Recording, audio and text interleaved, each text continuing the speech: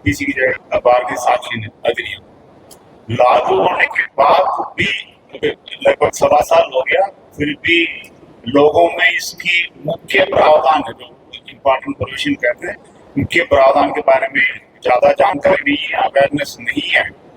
इसमें कई ऐसे प्रावधान हैं जो क्रांतिकारी किस्म का, उसके बारे में लोगों को मालूम होना चाहिए। जैसा आप जानते हैं, जो कानून बनाने से सब कुछ नहीं होता, उसके बारे में लोगों में अवेयरनेस होना चाहिए और उसकी क्रियान्वयन बेहतर होना चाहिए, बेहतर ढंग से लागू होना चाहिए। इस उद्देश्य से भारत सरकार ने सभी राज्यों को निर्देश दिया है कि तीनों आपराधिक कानूनों के बारे में ज्यादा से ज्यादा जानकारी लोगों को देवे। क्रिमिनल जस्टिस सिस्टम से जुड़े स्टेक होल्डर्स हैं, जो पुलिस हैं, FSL है, फॉरेंसिक सर्विस डिपार्टमेंट FSL के साथ में है, और इसके अलावा जुडिशरी है, सब साथ मिलकर बेहतर ढंग से, प्रभावी ढंग से नए आपराधिक कानून को कैसे क्रियान्वयन कर सकते हैं, इस बात को लोगों तक पहुंचाने के लिए पहुंचाने के लिए ये प्रदर्शनी आयोजित की जा रही है। जैसा आप जानते हैं, कल अमित शाह साहब ने इसका उद्घाटन किया था। कल पूरे दिन में करीबन 10,000 लोग फिजिकली यहाँ आके सभा स्थल के बाद लोगों ने प्रदर्शनी देखा। उसके अलावा कल प्रदर्शन जो प्रोग्राम कार्यक्रम हुआ था, उसको लाइव स्ट्रीमिंग के जरिए करीबन 1.25 लोगों ने राजस्थान के विभिन्न थानों से, विभिन्न जिलों से, पुलिस परिसर से देखा। केवल पुलिस वाले नहीं, पुलिस के अलावा जितना भी CLG मेंबर्स हैं, CLG सदस्य हैं, सुरक्षा सखी है, और ग्राम रक्षक हैं, जनप्रतिनिधि जैसा हमने स्टेट सभी ने इसको देखा। जैसा आप जानते हैं, कानून सब्जेक्ट इतना कोई रोचक सब्जेक्ट नहीं होता, थोड़ा कई सा सब्जेक्ट है, इसलिए हमारी कोशिश ये थी कि इसको कानूनी बिंदुओं को, प्रावधान को थोड़ा इंटरेस्टिंग तरीके से कहने की कोशिश की। इसीलिए इसका नए आपराधिक कानून की मुख्य प्रावधानों को नाटकीय रूपांतरण करके थोड़ा बहुत इंटरेस्टिंग बनाने की कोशिश करी। इसको आप लोगों ने देखा, लगभग आधा घंटे का ये प्रस्तुति था। उसके अलावा अलग अलग इंटरेक्टिव तरीका है, जो इमेजेस के रूप में दिखाने की कोशिश करी। प्रमोशनल वीडियो, हमने 8 प्रमोशनल वीडियो बनाया। उसमें से कुछ एक आपने देखा होगा, जो तारीख वाली जो फेमस फिल्मी डायलॉग है, और अमिताभ बच्चन डायलॉग था, जो मेरे पास बन रहा है गाड़ी है, अब आप तुम्हारे पास क्या बना। ऐसे जो फेमस फिल्मी डायलॉग इस्तेमाल करके भी हमने जो बात कहना चाहते हैं उसको प्रभावी ढंग से सार्थक ढंग से कहने की कोशिश करी है। जो इसमें नए कानूनी प्रावधान में बहुत सारी ऐसी चीजें हैं, थोड़ा बहुत आपने सुना होगा, समझा होगा कि 0 FIR है, जो पहले भी थोड़ा बहुत चलती थी, लेकिन अभी कानून में स्पष्ट रूप से ये कह दिया कि 0 FIR एक कानूनी प्रावधान है। किसी भी मामले की FIR कंप्लेंट किसी जगह से हो सकती है, केवल सम्मति तानाशाही करने की बात नहीं है। कानून में ये है, EFIR हो सकती है और इलेक्ट्रॉनिक माध्यम से आप कंप्लेंट भेज सकते हैं, लेकिन उसमें 3 दिन का टाइम दिया गया। जैसा मान लीजिए आप कहीं बाहर दिल्ली या बॉम्बे गए हैं, वहां से कोई रिपोर्ट भेजना होता है, आप मेल के माध्यम से, व्हाट्सएप माध्यम से भेज सकते हैं, पर उसको 3 दिन के अंदर आके हस्ताक्षर करना पड़ता है। EFIR सुविधा पहले बिल्कुल नहीं थी, अभी वो भी कर दी गई है। और एक तरह से जो पीड़ित केंद्रित प्रावधान बहुत सारे इसमें हैं।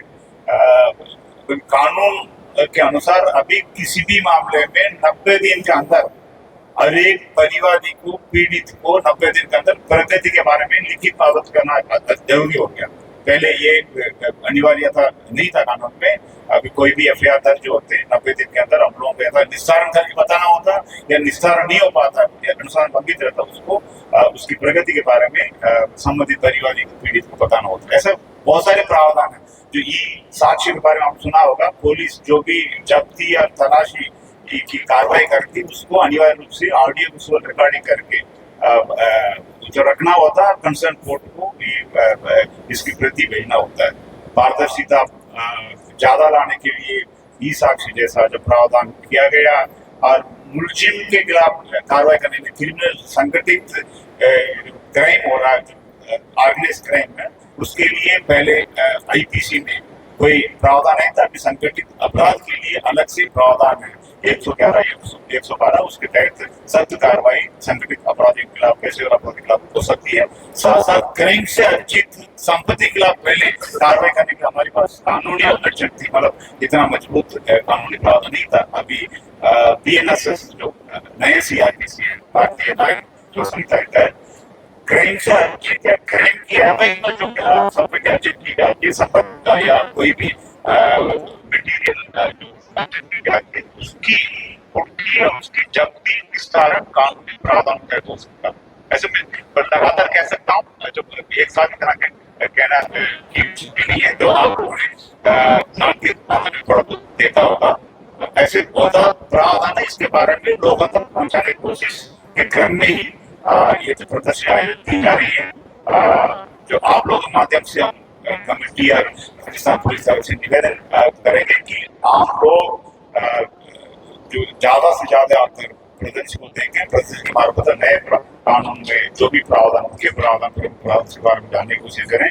और इसमें दो ही चीज मैं ऐड करना चाहूंगा। एक तो केवल कानून बनाने से कोई चीज कोई जादू नहीं होता, कानून के क्रियान्वयन बेहतर होता। कानून की क्रियान्वयन भी अपने आप नहीं हो सकता।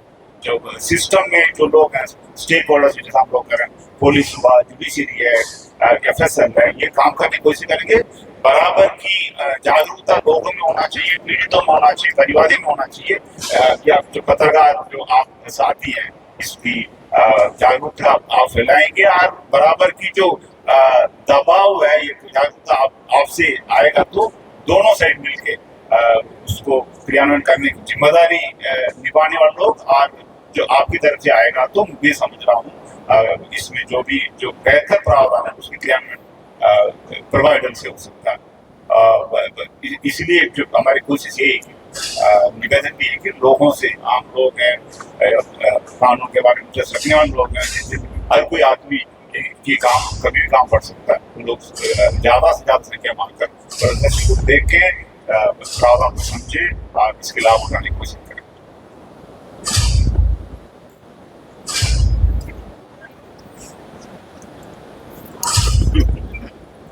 जो सर ने बताया है, तो इसको मैं बहुत संक्षिप्त में 4-5 चीजें हैं।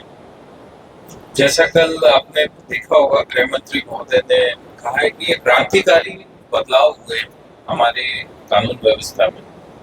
इसकी कुछ चीजें हैं जो ऐसी हैं कि पहले जो मानसिकता थी कि बहुत समय लगेगा, उसको कम करने की कोशिश की गई। 25 से ऐसे जगह हैं जहां पे समयबद्धता की गई अनुसंधान के अंदर और ट्रायल के दौरान भी, कोर्ट में जब मुकदमा चलेगा। तो पहले जो चीजें डिफाइन नहीं थी कि ये कितने समय में होती है, उन चीजों को एक तो डिफाइन किया गया है। दूसरी, समय के डिमांड के हिसाब से, क्योंकि अब टेक्नोलॉजी का प्रयोग बढ़ा है बहुत ज्यादा, तो जो इलेक्ट्रॉनिक साक्ष्य को जो महत्ता मिलनी चाहिए, जो इलेक्ट्रॉनिक साक्ष्य पुलिस यूज करती है ट्रायल के दौरान, अब उसके आधार पे भी सजा हो जाए, ऐसे प्रावधान किए गए हैं। साथ के साथ वैज्ञानिक सोच को बढ़ावा दिया गया है, जो एफएसएल के रोल को बहुत इंपॉर्टेंस दिया गया है। जितने भी गंभीर अपराध होंगे उस वहां पे एफएसएल का विजिट अनिवार्य किया गया है। चौथी क्रांतिकारी चीज जो है, पीड़ित को केंद्र में रख करके सारे कानून बनाए गए।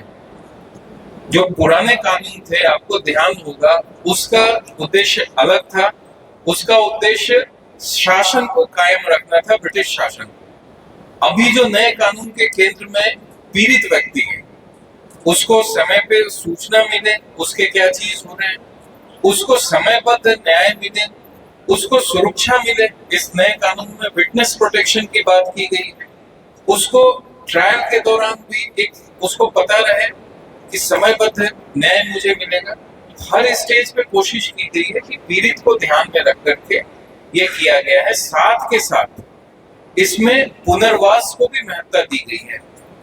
अज्ञानतावश जो लोग अपराध करते हैं, किसी के बहकावे में आके कोई अपराध करते हैं, जो पेटी ऑफेंसेस है, छोटे अपराध है, बहुत जाने अनजाने में लोग करते हैं, उसके लिए उनको सुधरने का मौका भी दिया गया है। सामुदायिक सेवा का दंड जो है, इसमें पहली बार अपने यहाँ प्रावधान किया गया है।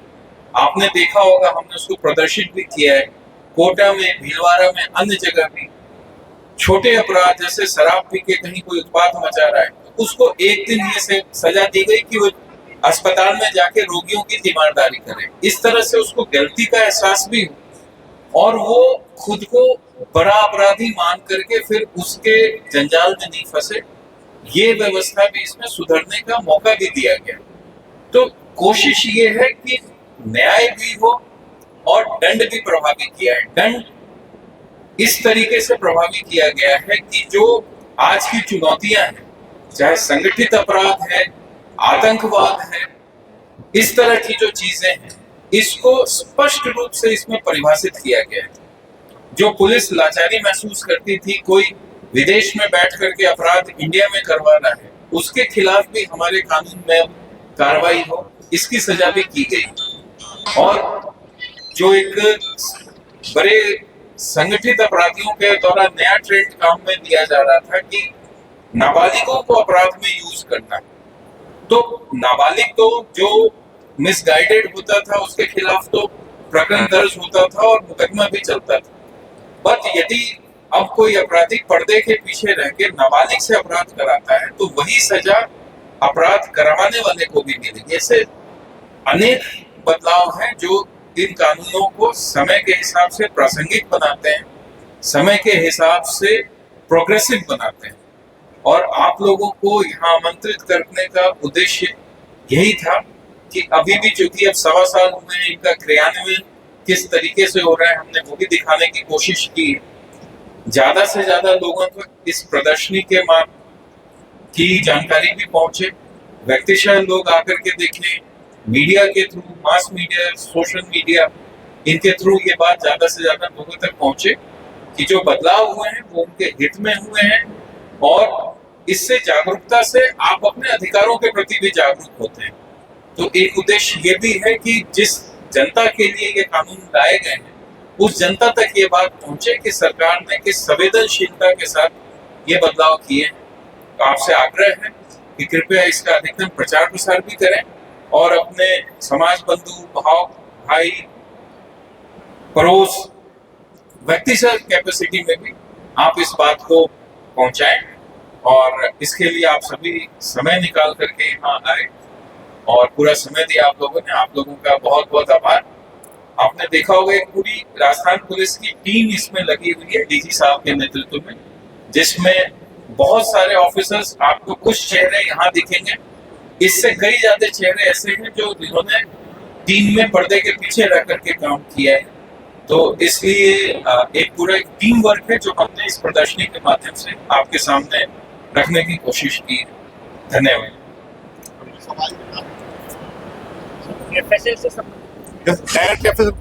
कुछ बात उसके बाद अच्छा डॉक्टर साहब, 2 मिनट डॉक्टर साहब की बात। आप सभी मीडिया पर्सन्स का यहाँ पे स्वागत है। जैसा कि एडीजी सर ने काफी ब्रीफ किया है इस बारे में, जो नया कानून है हमारा, जो नया नवीन आपराधिक कानून जो 1 जुलाई 24 से इम्प्लीमेंट हो चुका है, इसके अंदर सबसे जो टेक्निकल पार्ट के अंदर सबसे ज्यादा सुदृढ़ीकरण की जरूरत बताई गई है वो एफएसएल की बताई गई है।